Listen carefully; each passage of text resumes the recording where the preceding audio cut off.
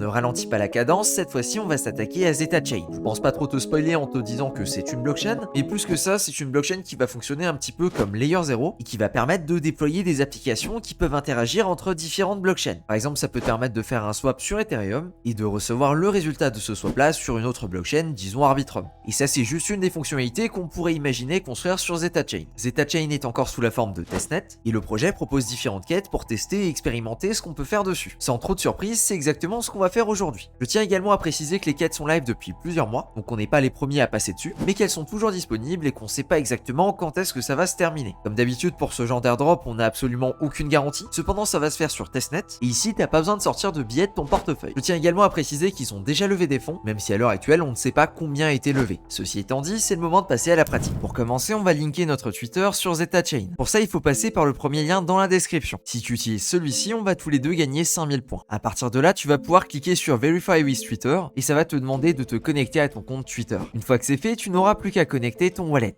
Maintenant, on peut aller dans la partie Get Zeta juste ici et toi, tu auras un bouton vert ici pour claim des Zeta. Au moment là où je fais la vidéo, la seule façon de gagner des points, c'est de faire des swaps en cross-chain. Pour ça, tu vas venir cliquer sur Swap et ici, on va sélectionner le BSC Testnet. Alors peut-être que tu n'as pas encore de BNB de test. Dans ce cas, je te mets le Binance de la BNB Chain directement dans la description. Il faudra du coup passer la vérification et ensuite tu pourras cliquer sur Testnet Faucet. Là, il suffira de rentrer la commande /Faucet, ton adresse, et tu vas recevoir 0,5 BNB de test quelques secondes plus tard. On va du coup faire un F5 parce que la page n'a pas actualisé. Je vais sélectionner mes TBNB juste ici et on va les envoyer, disons, sur Polygon Mumbai. Au niveau des tokens, disons qu'on veut recevoir des états. J'ai juste à indiquer la quantité que je veux envoyer, par exemple 0,2. Je vais cliquer sur Review Order et je vais pouvoir swapper. Je clique du coup sur Swap, j'ai cette transaction qui apparaît que je confirme. Il suffit d'attendre que la transaction se confirme et tu recevras juste ici la notification que tu as gagné 7000 points. Alors moi ça m'affiche que je l'ai déjà fait pour une raison très bête. Je l'ai déjà fait tout à l'heure, mais j'ai oublié d'appuyer sur Rec pour enregistrer la vidéo.